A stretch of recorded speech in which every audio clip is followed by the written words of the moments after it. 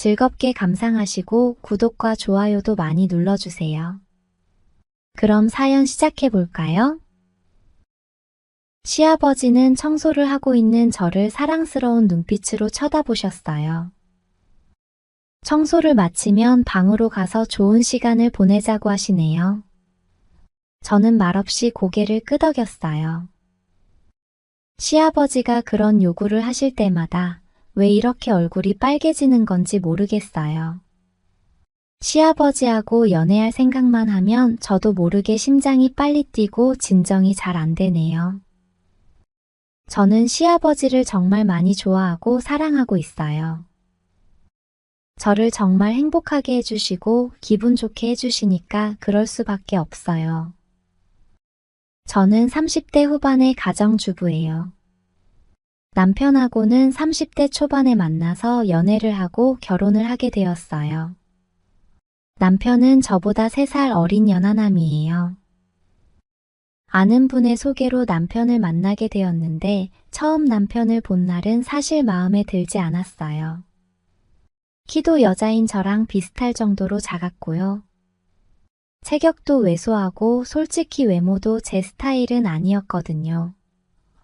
그래도 소개해 주신 분 생각을 해서 예의상 몇 번 만나보고 퇴짜를 놓아야겠다고 생각을 하고 있었죠. 그런데 3번째 만남을 가지던 날 우연히 술을 한 잔 같이 하게 되면서 이야기를 많이 나눴는데요. 남편은 성격이 참 괜찮은 사람인 것처럼 느껴졌어요. 대화도 잘 통했는지 같이 있는 내내 마음이 편안했어요. 그때 문득 이런 생각이 들었던 것 같아요. 겉모습이 전부는 아니니까 마음을 편하게 해주는 이런 사람이랑 결혼하면 결혼 생활이 행복하지 않을까 하는 생각이요. 그래서 우리는 반년 정도 더 연애를 하고 결혼까지 하게 되었어요. 남편은 시아버지가 운영하시던 건설회사에 다니고 있었는데요. 결혼 약속을 하고 시댁에 인사를 드리러 갔던 날 저는 시아버지를 뵙고는 처음에 깜짝 놀랐어요. 남편은 키도 작고 왜소한데 시아버지는 정반대였거든요. 키도 훤칠하시고 잘생기셨더라고요. 체격도 다부지신 게 엄청 멋있다는 생각을 보자마자 하게 되었죠. 어쩜 남편은 시아버지를 닮지 않았을까 하는 아쉬운 생각마저 들었어요. 남편은 돌아가신 시어머니를 닮았나 봐요. 제가 남편보다 나이가 3살 많은 걸 들으시고는 놀라시는 눈치이시기는 했는데요. 다행스럽게도 시아버지는 저희의 결혼을 흔쾌히 허락해 주셨어요. 제가 싹싹해 보이고 예쁘다고 해주셨죠. 신혼집으로 작은 아파트까지 마련해 주시겠다고도 하셨고요. 그리고는 아들, 딸 많이 낳고 잘 살아보라고 덕담까지 해주셨어요. 남편과의 결혼 생활은 생각했던 대로 편안했어요. 제 속을 썩이는 일도 없었고요. 저에게도 참 잘해주는 편이었어요. 그런데 딱 한 가지 아쉬운 점이 있었는데요. 밤일이 시원치가 않더라고요. 나이도 저보다 3살이나 어린데 한참 팔팔한 나이여야 하는 30대 초반인데도 남편은 시들한 편이었어요. 남편에게 그런 내색을 할 수는 없으니까 좋은 척 연기도 하면서 넘어가고는 했는데요. 사실 남편과의 부부관계는 단 한 번도 만족을 해본 적이 없었어요. 그마저도 회사에서 일이 피곤했던 날도 많았는지 부부관계 없이 지나가는 날도 많았죠. 남편이 첫 남자라면 아예 그런 걸 몰랐겠지만 아니었거든요. 요즘에는 결혼 전에 다들 연애하면서 할 거 안 할 거 다 하는 편이잖아요. 사실 남편과의 관계가 만족스럽지 못할 때는 예전에 만났던 사람들이 종종 생각이 나기도 했고요. 어느 날은 아쉬운 마음에 혼자 위로하면서 달래는 날들도 꽤 많았어요. 나름 행복한 결혼 생활이었지만 늘 어딘가가 채워지지 않는 기분을 느낄 수밖에 없었죠. 남편이 있는데도 늘 혼자서 부족한 부분을 해결해야 하는 게 어떨 때는 씁쓸한 생각도 들었어요. 그래도 그것만 빼면 남편과의 결혼 생활은 전반적으로 좋은 편이었어요. 그것 빼고는 좋은 남편이니 저도 좋은 아내가 되고 싶어서 남편을 내조하는데 최선을 다했고요. 시간이 흘러 우리는 아이도 둘이나 가지게 되었어요. 누가 봐도 행복하고 안정적인 가정을 꾸려가게 되었죠. 시아버지 댁은 집에서 걸어서 20분 정도 거리에 있는데요. 저는 종종 인사도 드릴 겸 시아버지 댁에 방문하는 편이었어요. 사실 저는 아버지가 어렸을 때 일찍 돌아가셔서 늘 아버지라는 존재가 그리웠거든요. 시아버지를 보면 아빠처럼 느껴지기도 하고 그래서 더 가까워지고 싶었나 봐요. 아버님도 경제적으로는 여유가 있으시지만 시어머니가 없이 혼자 지내시니 적적하실 수 있잖아요. 하나뿐인 며느리인 제가 가끔이라도 한 번씩 들러서 같이 시간을 보내면 좋겠다는 생각에 찾아가곤 했죠. 가서는 이것저것 살펴보고는 집안일도 알아서 해드리고 좋아하실 만한 밑반찬도 해놓고 오는 편이죠. 남편은 외아들이었는데요. 그래서 그랬는지 시아버지는 저를 참 싹싹한 딸 같다고 예뻐해 주시는 편이세요. 제가 들르는 날에는 저를 데리고 백화점에 가서 제 옷이며 아이들 옷을 사주시기도 했고요. 좋은 식당에 가서 맛있는 점심을 사주시기도 했죠. 아이들이 어릴 때는 애들을 데리고 시아버지 댁에 갔는데요.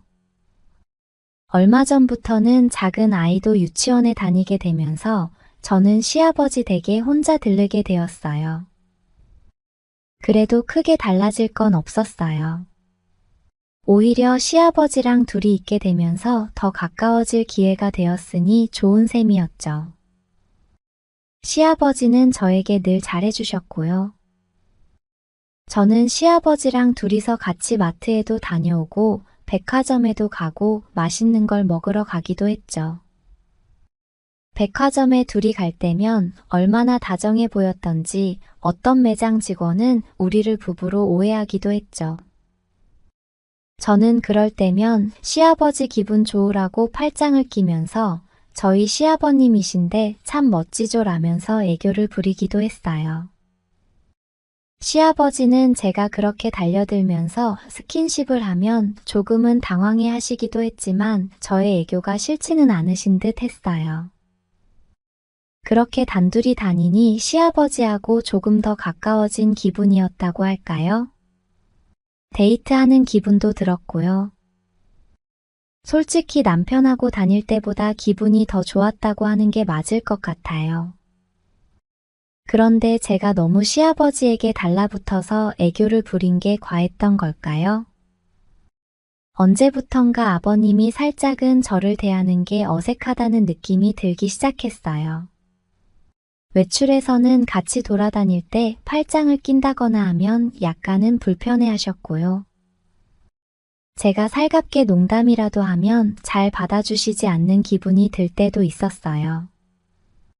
저는 제가 뭘 실수라도 했나 싶어서 더 살갑게 굴면서 시아버지 눈치를 살피기도 했죠.